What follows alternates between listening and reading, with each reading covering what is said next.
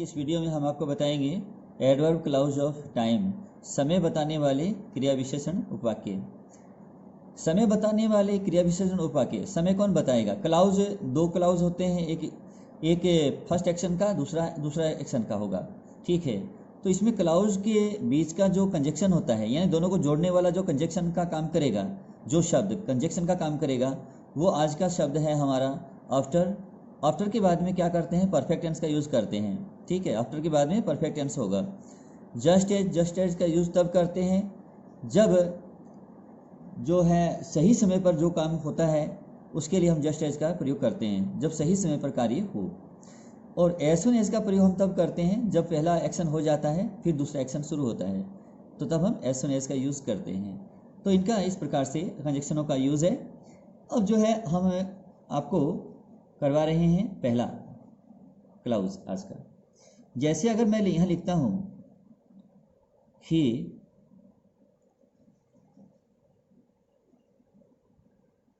attempted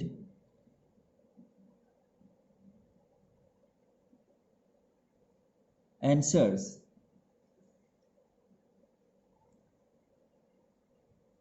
after he had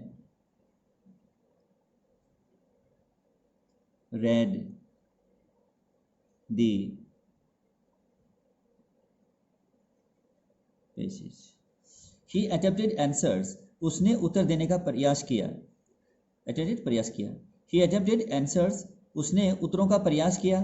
After he had read the passage, passage को पढ़ लेने के पश्चात, पैसेज को पढ़ने के बाद। अब काम इसमें ठीक है। अब आफ्टर यहाँ लगाया मैंने, यहाँ क्यों नहीं लगाया? इसलिए कि पहला एक्शन कौन सा ये देखना पड़ेगा। पहले कौन सा काम होगा? पहले काम एक्शन ये होगा कि पहले वो पैसेज को पढ़ेगा, इसके बाद में पढ़ लेने के पश्चात जब ये घटना घटित हो चुकी होगी फिर ये काम होगा, फिर उत्तर दिया जाएगा। पहले पैसेज को पढ़ा जाएगा, उसके बाद उत्तर दिया जाएगा। तो पैसेज को पढ़ा जाएगा तो इस भाग के पहले, इस क्लाउज के पहले हम आफ्टर का यूज़ करेंगे और उसके बाद में ये दूसरा क्लाउज आएगा। ही अटेम्प्टेड आंसर्स, उसने उत्तरों का प्रयास किया। After he had read the passage, passage को पढ़ लेने के बाद। तो ये हुआ। देखना पड़ेगा कि पहले कौन सा एक्शन हुआ है, तो उसके पहले हमें कंजक्शन को लेना है, लगाना है। तो अब जैसे कि मान लीजिए मैं यहाँ लिखता हूँ कि से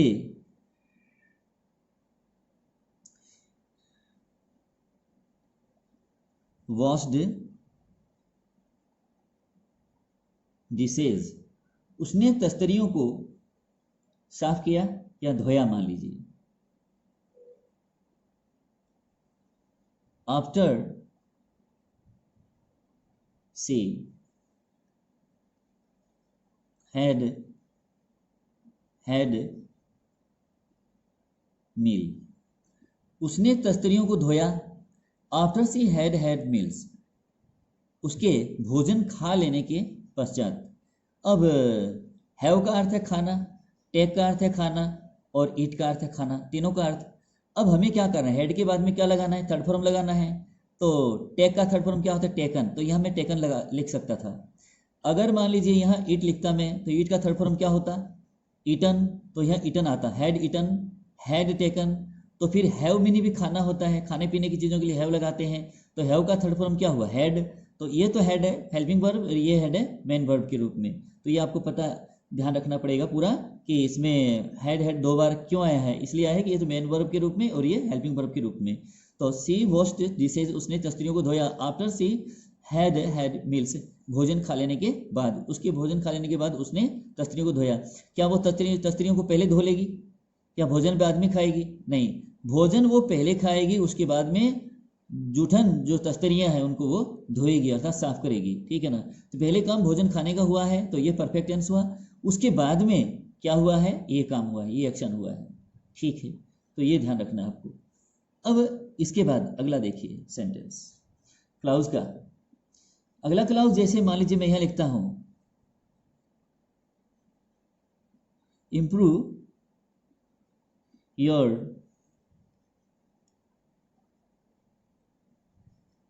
बिहेवियर, अपने व्यवहार को सुधारो। अपने व्यवहार को सुधारो।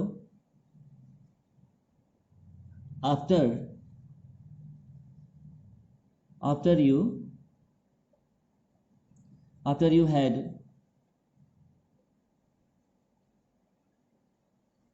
realized its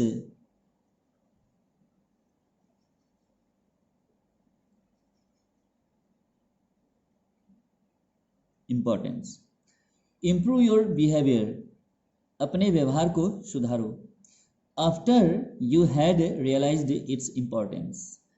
आपके इसके महत्व को स्वीकार कर लेने के पश्चात, इसके महत्व को महसूस कर लेने के बाद अपने व्यवहार को सुधारो। तो पहले क्या है कि इसके महत्व को समझने वाली बात होगी, ये जाएगा परफेक्ट में, और परफेक्ट के आगे हमें आफ्टर का यूज़ करना पड़ेगा, और उसके बाद में ये लिखना होगा, दूसरा एक्शन हुआ ये। तो पहले ये और उसके बाद में ये। तो जो एक्शन परफेक्ट में है उसके पहले हमें आफ्टर का यूज़ करना होगा, खास करके यही आपको इसमें ध्यान रखने वाली बात है। और उसके बाद में अब देख लीजिए, अब क्या है कि अब मैं यहाँ आपको जो है दूसरा जो है कंजक्शन के माध्यम से क्लाउज को जोड़ना बता रहा हूँ। तो ये जस्ट एज है। जस्ट एज का मतलब होता क्या है? जस्ट एज का मतलब होता है ज्यों ही। जैसे आफ्टर का मतलब है के बाद, तो जस्ट एज का अर्थ है जैसे ही। जैसे ही। अब क्या करना है, क्या है जैसे ही। इसका प्रयोग कब करते हैं मैंने बताया भी है। इसका प्रयोग तब करते हैं जब सही समय पर कोई काम हो रहा हो या हो गया हो। तो देखते हैं पहला इसका, just as he stepped on a banana skin. ज्यों ही उसका कदम, जैसे ही उसने अपने कदम केले के छिलके पर रखा, जैसे ही उसने कदम केले के छिलके पर रखा, तो पहला एक्शन हुआ। जैसे ही उसने केले के छिलके पर अपना कदम रखा तो ही फेल डाउन, वह नीचे गिर गया। तो अब ये है जस्ट एज का प्रयोग हम उस सेंटेंस, उस क्लाउज के पहले करेंगे जो पहले हुआ है। जो बाद में हुआ है वो बाद में लिखा जाएगा। लेकिन अब अगर हम इसको पहले लिख दें, ही फेल डाउन, वह नीचे गिर गया, तो इसके अगर पहले जस्ट एज क्या लगा देंगे? नहीं लगाएंगे। गिरेगा, गिरेगा कैसे? पहले कैसे गिर जाएगा? पहले तो केले के छिलके पर कदम रखेगा, फिर वो नीचे गिरेगा। तो गिरने वाली अवस्था बाद की है, फिसलने वाली अवस्था पहले की है। तो हमें इस अवस्था के पहले, इस एक्शन के पहले हमें जस्ट एज का यूज़ करना पड़ेगा। जैसे ही उसने केले के छिलके ऊपर कदम रखा और वह फिसल गया, ये हुआ। देखिए इसके बाद अगला जस्ट एज का प्रयोग। अब जैसे मान लीजिए, अब मैं यहाँ लिखता हूँ कि they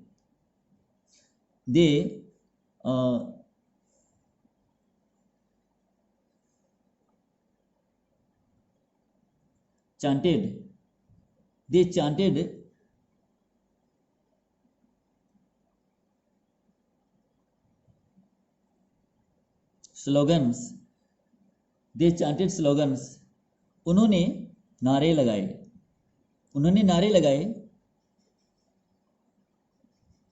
just as the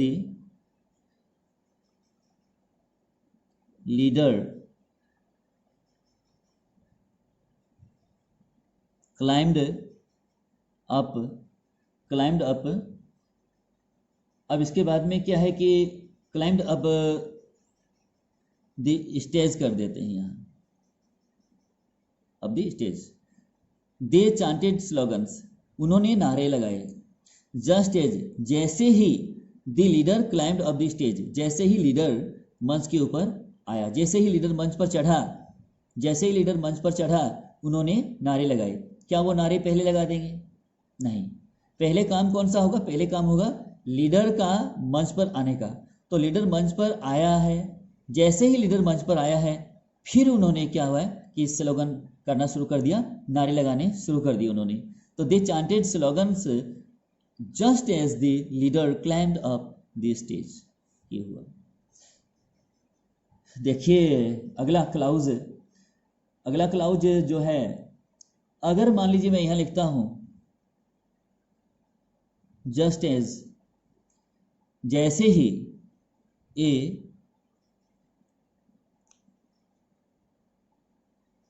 negative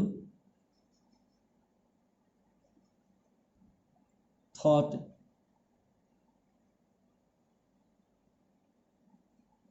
comes to the mind, comma, it starts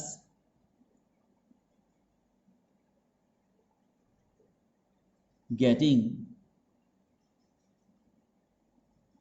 shape. Just as a negative thought comes to the mind, जैसे ही नकारात्मक सोच, नकारात्मक विचार दिमाग में आता है, जैसे ही नकारात्मक विचार दिमाग में आता है, इट स्टार्ट्स गेटिंग शेप, तो यह आकार लेने लगता है, तो यह आकार लेना शुरू कर देता है। तो ये है कि पहले नकारात्मक विचार दिमाग में आएगा और उसके बाद में आकार लेना शुरू कर देगा वो। तो पहले आकार नहीं लेगा। अगर मान लीजिए इसके पहले अगर हम जस्ट एज का यूज़ कर देंगे तो वो सरासरी गलत हो जाएगा। क्यों? क्योंकि आकार वो बाद में लेगा। पहले नकारात्मक विचार दिमाग में आएगा और उसके बाद में वो आकार लेगा। तो आकार बाद में लेगा। इस एक्शन के पहले हम जस्ट एज का यूज़ नहीं कर सकते क्योंकि आकार लेने का काम है इसमें।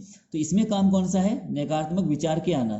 तो नकारात्मक विचार पहले आएगा, तो ये एक्शन पहले होने वाला है, तो इसके पहले हमें जस्ट एज का यूज़ करना पड़ेगा। चलो ठीक है, एक वाक्य आपको इसी संदर्भ में आपको समझाता हूँ। जैसे मान लीजिए just as I came in, out कर देते हैं, इन से नहीं, आउट से करते हैं, out of the house,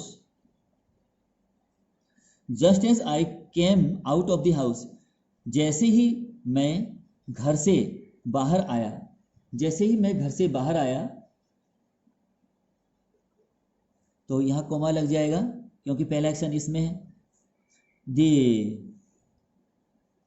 rain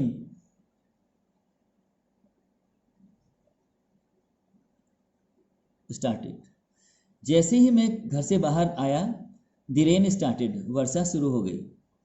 अब पहले वर्षा शुरू नहीं हुई है, जैसे ही वर्षा शुरू हुई मैं घर से बाहर आया, नहीं, वर्षा शुरू हो जाएगी, मैं घर से बाहर निकलूंगा ही नहीं। पहली बात तो ये काम पहले, ये वर्षा वाला काम पहले नहीं हुआ है, पहले मैं घर से निकला हूँ। जैसे ही मैं घर से बाहर निकला, अब बाहर निकलने के बाद में पता चला कि ये काम हो गया। तो इसके ये जो पहला एक्शन है, इसके पहले हम जस्ट एज का यूज़ करेंगे, उसके बाद में ये दूसरा एक्शन आ जाएगा। Just as I came out of the house the rain started, जैसे ही मैं घर से बाहर निकला तो वर्षा शुरू हो गई। तो ये हुआ। अब क्या है कि थोड़ा सा हम चेंज कर लेते हैं यहाँ। जैसे मान लीजिए एज सुन एज का यूज़ करते हैं। एज सुन एज का यूज़ कब करते हैं? जब एक एक्शन पूरा हो जाता है, जब और उसके बाद दूसरा एक्शन शुरू होता है, तो हम एज सुन एज का यूज़ करते हैं। पर एज सुन एज का जो हिंदी है वो है जैसे ही, यानी ज्यों ही कह लीजिए इसका अर्थ, ज्यों ही। तो अब इसके लिए जो है मैं आपको सेंटेंस करवा रहा हूँ। इसके क्लाउज के जो पहला क्लाउज है इसका, एज सुन एज, ज्यों ही the crow opened its beak to sing, ज्यों ही कौवे ने अपनी चोंच गाने के लिए खोली, ज्यों ही गाने के लिए अपनी चोंच कौवे ने खोली,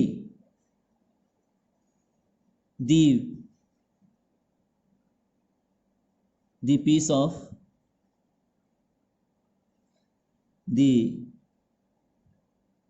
meat fell down। अब देखिए कौन सा एक्शन किसके बाद में होना चाहिए था। As soon as the crow open its beak to sing, ज्यों ही कौवे ने गाने के लिए अपनी चोंच खोली, the piece of the meat fell down, तो मीट का टुकड़ा नीचे गिर गया। क्या मीट का टुकड़ा पहले गिर गया? नहीं। जब उसने गाने के लिए अपना चोंच खोला, ज्यों ही उसने अपनी चोंच खोली गाने के लिए, तो वो गिरा है। तो पहला एक्शन इसमें है, तो एज सुन एज का यूज किया, उसके बाद में दूसरा एक्शन आ गया। तो दूसरा एक्शन आने से पहले हमें कोमा लगाना पड़ा, ये कोमा। अब देखिए अगला एक्शन जो है अगले क्लाउज में, जैसे अगर मैं लिखता हूं as soon as I came in, ज्यों ही मैं अंदर आया, ज्यों ही मैं अंदर आया, द रेन स्टॉप्ड, वर्षा रुक गई, वर्षा थम गई। As soon as I came in, ज्यों ही मैं अंदर आया, द रेन स्टॉप्ड, वर्षा रुक गई। तो वर्षा पहले नहीं रुकी है, पहले मैं अंदर आया हूं और उसके बाद में वर्षा रुकी है। तो पहला एक्शन ये है, दूसरा एक्शन ये हुआ। तो ये एक्शन पूरा हो गया, फिर ये एक्शन हो गया। तो पहले मैं अंदर आ गया, उसके बाद में वर्षा रुकी है, तो ज्यों ही मैं अंदर आया वर्षा रुक गई, ये हुआ। तो अगला देखिए क्लाउज, अगले क्लाउज में जैसे मैं लिखूं अब यहाँ as soon as I reached, as soon as I reached there, ज्यों ही मैं वहां पहुंचा, ज्यों ही मैं वहां पहुंचा, तो ये कोमा लग गया, पहला एक्शन हो गया। आई हर्ड दिस न्यूज, तो मैंने ये समाचार सुना। ज्यों ही मैं as soon as I reach there I heard this news, ज्यों ही मैं वहां पहुंचा, यानी पहुंच गया, पहुंचने का काम पहले हुआ। ये थोड़ा कि पहले, और जैसे पहले मैं समाचार थोड़ी सुन लूंगा, पहले समाचार नहीं सुना मैंने, पहले मेरा पहुंचने का काम हुआ है वहां, फिर समाचार मेरे को सुनने को मिला। तो पहला एक्शन ये है, दूसरा एक्शन ये है। तो पहले एक्शन के पहले हमें एज सुन एज का यूज करना पड़ा, और जैसे ये एक्शन, ये पहला एक्शन हो गया तो कोमा लगाएंगे, फिर दूसरा एक्शन, दूसरा क्लाउज आ जाएगा। ये पहला क्लाउज है, ये दूसरा क्लाउज है। तो आपको ये पता देखना पड़ेगा पूरी तरह से कि कौन सा एक्शन पहले हुआ है, उस क्लाउज को पहले लिखेंगे, जो क्लाउज बाद में हुआ है उसको बाद में लिखा जाएगा। तो जो एक्शन पहले हुआ है उसके आगे हम कंजक्शन का यूज करते हैं, और फिर भी आगे आप इसको पढ़कर पूरी तरह से हल करें तो ज़्यादा सही बैठेगा, ज़्यादा सही तभी रहेगा। As soon as I reach there, ज्यों ही मैं वहाँ पहुँचा, आई हर्ड दिस न्यूज़, मैंने यह समाचार सुना। तो मुझे उम्मीद है कि आज के ये क्लाउज के अंदर जो टॉपिक मैंने इसमें शामिल किए थे, आफ्टर का, जस्ट एज का और एज सुन एज के, ये कंजक्शन 3 ही इसमें यूज़ किए गए हैं आज। तो इनसे संबंधित जो भी क्लाउज थे मैंने आपको बताए हैं, तो समझ में आ गया होगा। अगर पूरी पसंद आ जाए, अच्छी तरह से समझ में आ गया हो वीडियो, तो ज़्यादा से ज़्यादा लाइक कीजिएगा और शेयर भी कीजिएगा। Thank you.